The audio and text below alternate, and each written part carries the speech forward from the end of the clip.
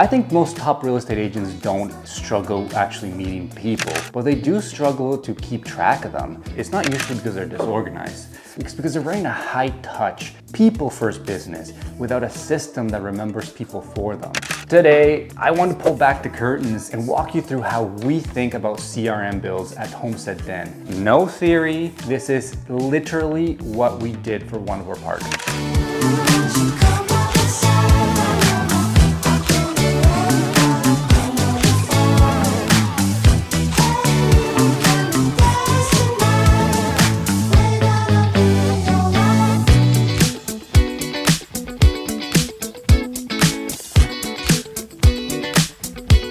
For a little context, his niche in real estate is helping aging adults and their families make smart and dignified housing decisions as older people sell their family home to either go into retirement homes, downsize, or make their next move.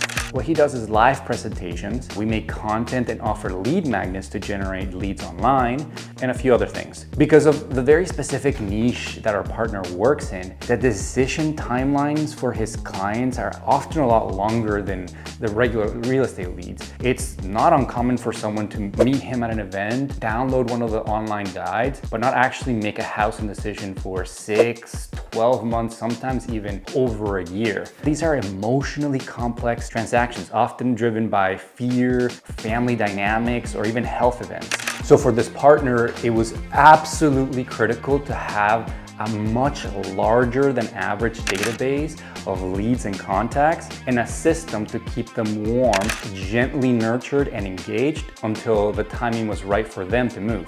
That's exactly what we built this CRM to do, and let's go through it. The first layer is lead intake. Where are people coming from? We always start with that question. Where are the leads coming from? For this build, they were 3 main buckets. 1, social media, where we offer value through short videos and posts, and then we offer a link to our lead magnet so they download the guide, the free asset, and we intake the lead into the CRM. Number 2 is live presentations, where people attend the presentation and either scan a QR code or fill out a form on an iPad, or even in this generation, we give them out papers so they can fill in their information and then they get their free guide or their free gift or whatnot. And the third one is professional partnership referrals, which come in through website forms or from printed materials like pamphlets that we have distributed to our professional partners to then give out to their contacts. Now, depending on the type of business you run, your lead sources might look different. If you're in the luxury space, maybe people find you through referrals, Instagram messages, or your open houses. If you work with first-time home buyers, maybe it's through Facebook ads, educational events, or just a lender partner sends you a referral. So no matter where they come from, our goal is to get them into one space, the CRM, so no lead ever gets forgotten. Now you'll see on screen, I'm clicking through a recreation of one of our partners' lead magnet forms. In this example, it's a housing transition guide. The lead fills in their information, but this isn't just a simple contact form, it's a segmentation tool, leading us to our second layer, the form strategy. Ask smarter questions upfront. Our forms are designed to immediately segment the lead. That way, the CRM doesn't just get a name and email or phone, it gets context right on the form. They answer questions like, which of these best describes your situation? A, I'm exploring options for myself. I'm 55 years old plus, or planning retirement. Option B, I'm helping a parent or older one. Option C, other. We always gotta have the other in case we get leads from something else. Next question, which best describes where you are right now? Just exploring, actively researching, looking to move soon in the next 3 months.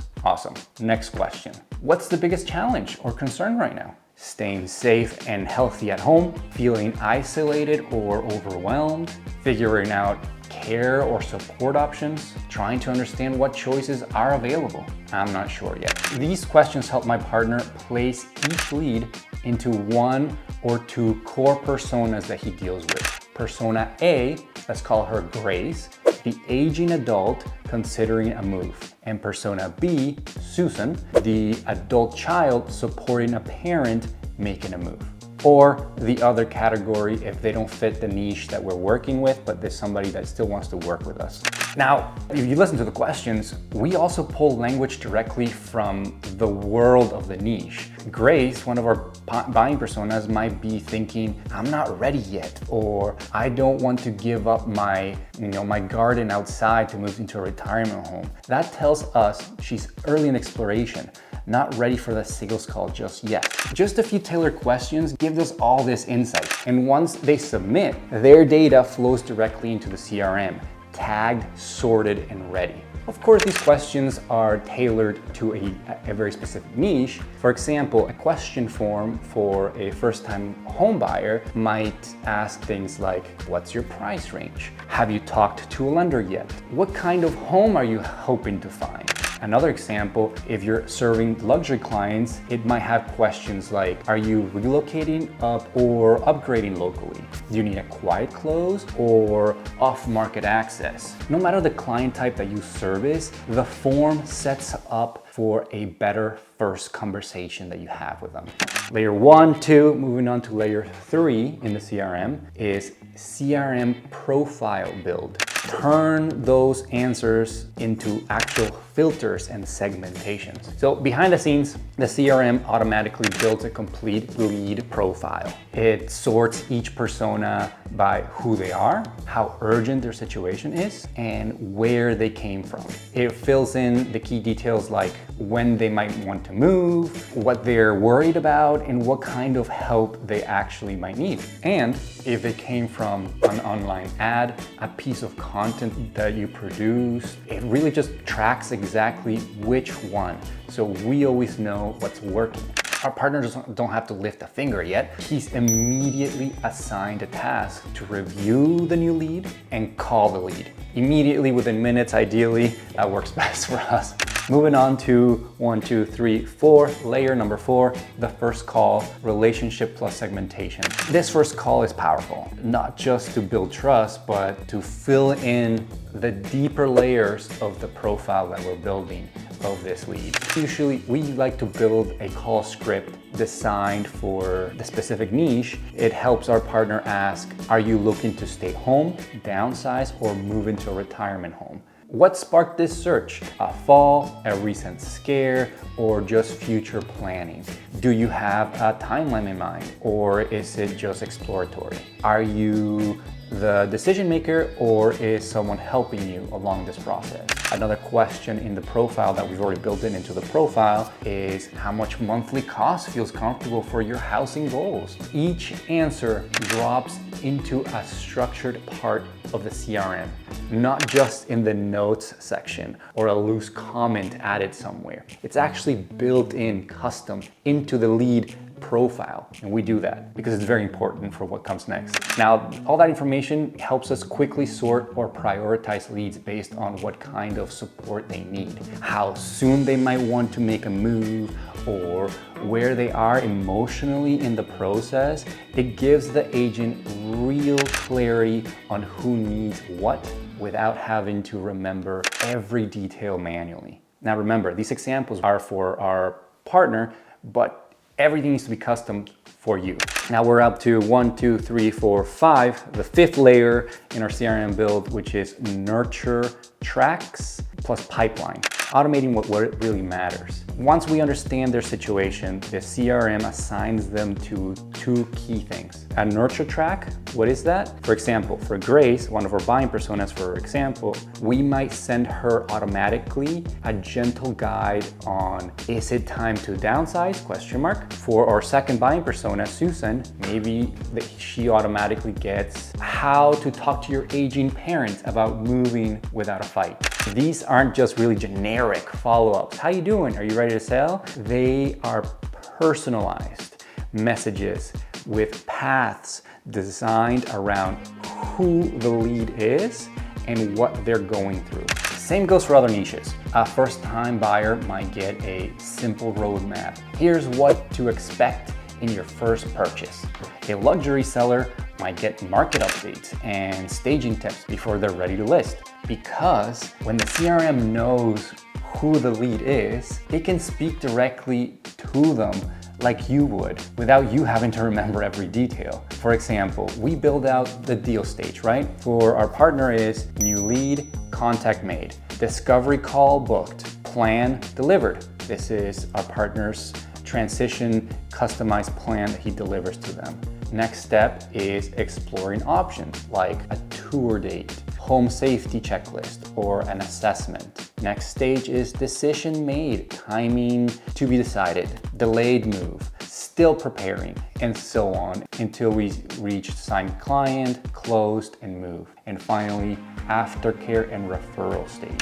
Every single stage the lead moves down comes with tasks. So our partner isn't really wondering, what do I do next? The system that we built together actually tells them. But even more importantly, based on the stage of the information we've collected, the CRM can shift how it nurtures each lead. That's where the real magic comes in on what we're doing in our build.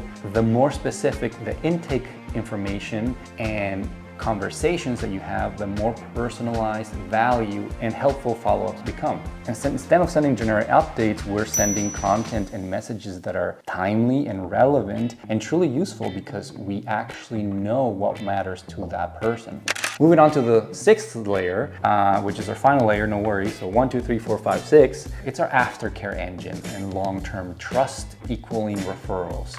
Once we close a client, we don't just move on and move into aftercare or, checking in once in a while. Depending on the client type, in our example with our partner, Grace might get a retirement living checklist to feel more confident post-move into the retirement home. Susan, the child of the older adult, might receive a short message like, hey, you did it. It was super hard. This is how you can know if your mom and your dad are having a good time in their retirement home. And it doesn't matter if your client was a downsizer, a first-time buyer, or a $2 million listing. We stay in touch in a way that feels real. For a past buyer, that might be a helpful tip about renewing their mortgage. For a luxury seller, maybe it's a quarterly check-in on how their next property search is going. It's not just staying top of mind, it's staying useful. And that's what nurturing is really all about, whether before you make a deal or after you make a deal to get referrals. And just because a deal is done, we don't stop showing up in a helpful manner. And that's how we get future business from that lead and future referrals from that lead ongoing. It could be 5 years into the future. And here's what makes it powerful. Because we've learned so much about them along the way, we're not sending generic messages for check-ins. Like I said, I'm saying this over again because it's super important. We know what they care about. Instead of saying a happy holidays or how's your purchase going along, we can go so far as to an example. We know they bought a fixer-upper and they were having plumbing issues. Part of the buy, they had to fix the plumbing. And because we're top realtors, we do a lot of work with a plumber. And we made a deal with that plumber that every lead that we send their way, they're gonna do something for them for free. Fix a toilet, an assessment, something. So we can send an email to that buyer of that fixer-upper and say, know that the property had some plumbing issues, use my guy. He's gonna give you 10% off. He's gonna hook you up with a free assessment or a free toilet fix. I don't know. We can do that because we know so much about those leads. Imagine the referrals from that client, from the experience they're gonna receive. So we also make it easy for them to refer others with no pressure. But by offering something they can forward to somebody naturally, that's how referral happens in this space. Not by asking for names, but by staying relevant, helpful, and top of mind. Now, this might seem like a lot of work, a lot. But this is just phase one for us when we're building a CRM. The next phase is to just take months to develop to make such an amazing CRM that it's just killing it in this industry. We go deeper into automation, dashboards, and reporting layers so we can understand what's happening, almost like a full-blown business. But this setup alone, how we just broke it down, changes the business completely. Because you're nurturing a client that maybe wasn't ready to do a purchase 2-3 years ago, and you're still nurturing, and when they're ready, they'll come to you. And you don't have to no longer just prioritize the leads that are so hot that they're gonna transact in the next 2 months, and forget the ones that might transact in a 6, 8, a year from now. Nobody gets forgotten, and your efforts of meeting people and making relationships don't go to waste because everybody goes into a system to keep them warm. Now every contact is remembered, every warm lead and cold lead is nurtured, and you as the agent isn't choosing between their best hot lead and the one that just needs a little bit more time. At Homestead Den, we believe that your CRM shouldn't overwhelm you. So everything needs to stay simple. It should let you do what you do best. Build relationships, have real conversations, and run a calm, consistent business. And so this is how we start every CRM build. I hope this helped.